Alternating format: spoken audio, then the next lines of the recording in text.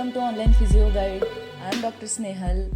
So today is World Physiotherapy Day, and the theme for World PT Day 2020 have focus on rehabilitation and COVID-19, something which will be at the forefront of our minds for months and possibly maybe next years to come. Our profession is uniquely placed to step up and contribute to the challenge and help our most vulnerable people regain independence and quality of life in ways we have never seen before. So today we are going to discuss about physiotherapy or pulmonary rehabilitation in COVID-19. I would like to thank physiotherapy team from KM Hospital for the guidelines. So let's see. We will have a small introduction about what is coronavirus, or we can say COVID-19. Coronavirus, also known as COVID-19, is caused by SARS-CoV-2. It mainly affects the lungs. It is transmitted by respiratory droplets when the infected person sneezes or coughs, by direct contact with the infected person or contact with the contaminated objects and surfaces. The virus enters the body through nose, mouth, and eyes. Let's see what are the symptoms of COVID-19. First is fever, fatigue, cough, sore throat, runny nose, diarrhea, abdominal pain, vomiting, myalgia means muscle pain, shortness of breath, loss of smell, and loss of taste. Let's see how COVID-19 affects the lungs. Coronavirus affects your lungs, causing fluid to be filled in air sacs and causing fibrosis, not allowing oxygen exchange. That's why COVID positive patient feels breathless. Let's see how can physiotherapy help in COVID-19 patients. It improve your work capacity, improve your lung oxygenation, it enhance your function, increase muscle strength, aiding in recreation and reduce fatigue. In COVID-19, generally we see a patient feels breathlessness. So let's see what are the positions to relieve breathlessness. If you feel breathless, adopt these positions. Fix your arms to a support so that it helps to breathe. First position is sitting with leaning forward. Hands are on thighs. Next, second position is sitting with pillows. Third, standing with leaning forward. You can take the support of chair or table. Fourth position is standing with back support against the wall. Let's see what are the positions to help lung breathe better. Maintain these positions at least for 30 minutes. If you are not able to maintain these positions for 30 minutes, you can start with 10 minutes and then gradually increase the duration up to 30 minutes. Keep changing the positions. Sleeping on stomach helps your lungs to breathe better. If you are not able to sleep on your stomach, you can take pillow under your stomach. Ask your physiotherapist to advise the best position for you. First position is prone position, lying on your stomach. Second position, right lateral recumbent position. Third is sitting up 60 to 90 degrees. You can take support of pillow. Fourth position is left lateral recumbent position. In obese individual, generally this lateral position is advisable. So next, let's see what are the breathing exercises to improve air in the lung. It is important that you breathe deep. Take a slow deep breaths through your nose and breathe out through your mouth, pursing your lips like in the diagram given. This type of breathing is called as a pursed lip breathing. The breathing should be at the ratio 1:2. I will tell you how to do it. Breathe in slowly through the nostrils to the count of 1, 2.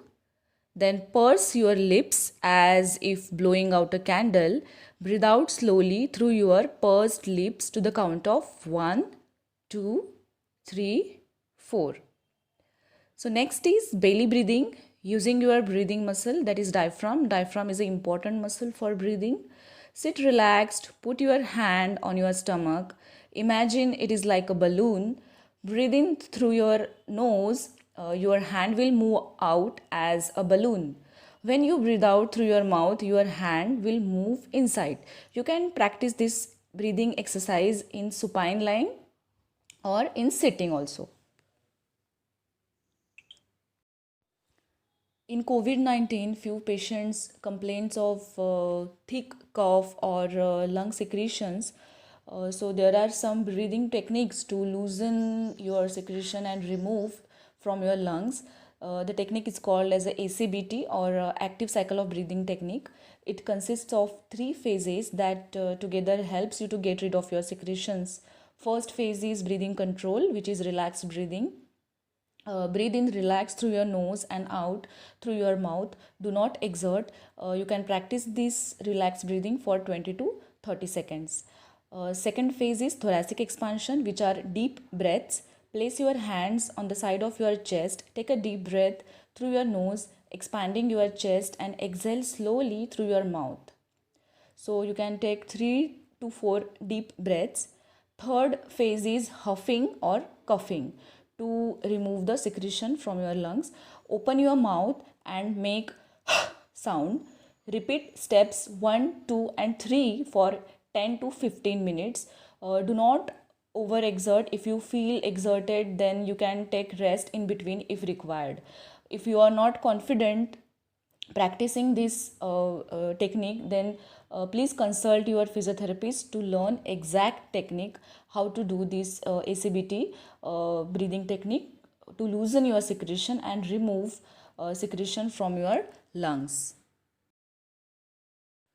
So next is incentive spirometry. This is very important breathing exercise in pulmonary rehabilitation in COVID-19. All of you can practice this breathing exercise technique with the help of incentive spirometer as a preventive measure. The product is very cheap. You can buy this product from Amazon. I will give the link of this product in description box. You can buy from there. So let's see how to use an incentive spirometer. Sit relaxed, hold the instrument at eye level, place mouthpiece in your mouth, breathe in through your mouth as sucking in through straw. Okay, then it will get the ball up. Hold the ball for 3 seconds and gently release. Repeat it 15 times every 2 to 3 hourly, and consult your physiotherapist to increase the capacity. And if you are given this device during your hospital stay, continue to use it at home. Since in COVID-19 patient we get to see some physical dysfunction, patient complains of weakness, fatigue. So there are some physical activity and mobility exercises to improve your strength and work capacity. Full body exercises should be done. Here I will tell you few exercises. Every exercise should be repeated 10 to 15 times. Begin with one set and then progress to 2 sets. Then it should be done 3 to 4 times per day. First exercise is simple ankle toe movement. Second, take your thigh up alternately, first left, then right. You can practice some balancing exercises, standing on one leg with support at least for 30 seconds, left and right leg alternately. Next, spot marching, left and right leg alternately. You can practice some aerobic exercises like sit to stand. You can practice this sit to stand activity from a chair for a minute.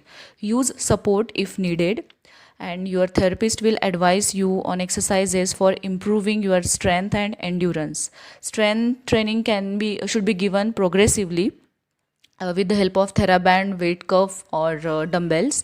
And please consult your physiotherapist for the strength and endurance training, because every individual is different and their capacity is different. First they will assess you, and according to your capacity they will prescribe you the exercise protocol, because every individual is different and the pulmonary rehabilitation is individualized program. So it's better to consult your physiotherapist for this training. Walking is best exercise to increase your endurance. Start walking in short bouts at least for 10 minutes. Go slowly. Gradually increase walking time up to 20 minutes. Take rest pause if needed. If you feel breathless or exerted, take rest. Walk frequently in the day, at least 3 times. Then feel mild to moderate exertion on scale up to 2 to 3 as given below. The scale is rating perceived exertion. I will tell you how to use this scale. This scale asks you about your difficulty in breathing and level of exertion. You should be able to talk or sing comfortably. It starts from 0, where you experience no difficulty, and ends at 10, where you experience maximal difficulty in breathing. So assess your exertion accordingly and note down in your diary. So maintain your diary while doing pulmonary rehabilitation. This is very important.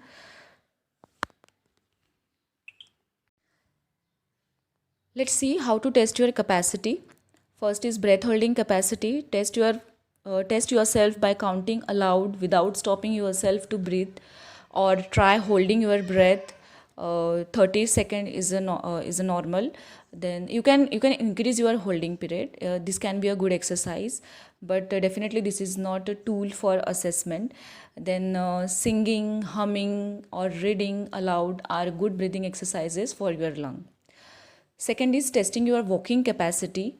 The physiotherapist performs a simple test called 6-minute walk test. It tests the capacity to carry out daily routine.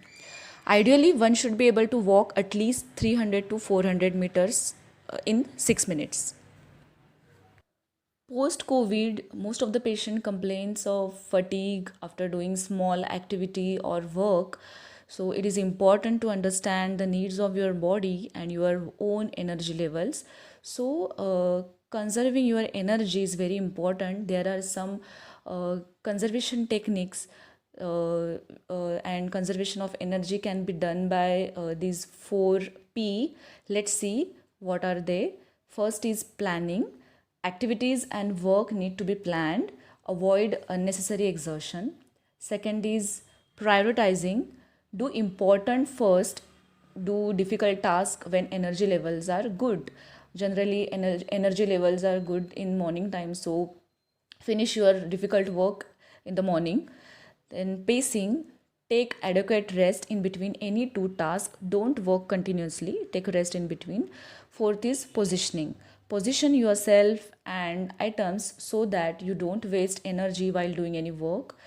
Keep the items closer to you while working your office work, or while working in kitchen.